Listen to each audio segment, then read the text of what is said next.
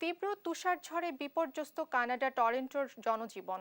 Toronto সহ আশপাশের এলাকায় হঠাৎ দেখা দেয় তুষারঝড়ের সঙ্গে তীব্র বাতাস। অনবরত তুষারপাতের কারণে কয়েক মিনিটের মধ্যে রাস্তায় জমে যায় বরফের স্তূপ। তীব্র ঠান্ডা ও বরফের ফলে টরন্টোর কয়েক অঞ্চলের বাসিন্দাদের প্রয়োজন ছাড়া ঘরের বাইরে না যাওয়ার পরামর্শ দিয়েছে স্থানীয় প্রশাসন। বিস্তারিত জোবায়ের রাজিনের ডেস্ক রিপোর্টে। বুধবার টরন্টো সহ এর আশপাশের এলাকায় হঠাৎই দেখা দেয় তুষারঝড়, সঙ্গে তীব্র বাতাস। এতে বিপর্যস্ত হয়ে পড়ে জনজীবন।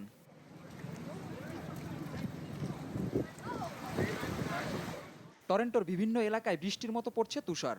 গাছপালা সাদা হয়ে আছে বরফের স্তূপে। টানা তুষারপাতের কারণে কয়েক মিনিটের মধ্যে রাস্তায় জমে যায় বরফের স্তূপ। তীব্র ঠান্ডা ও বরফের ফলে টরন্টোর কয়েকটি অঞ্চলের বাসিন্দাদের প্রয়োজন ছাড়া ঘরের বাইরে না যাওয়ার পরামর্শ দিয়েছে স্থানীয় প্রশাসন।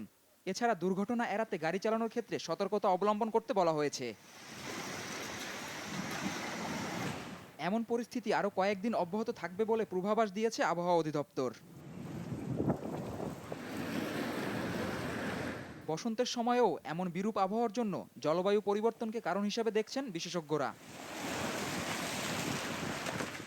জুবায়ের রাজিন, নিউজ ডেস্ক, দেশ টিভি।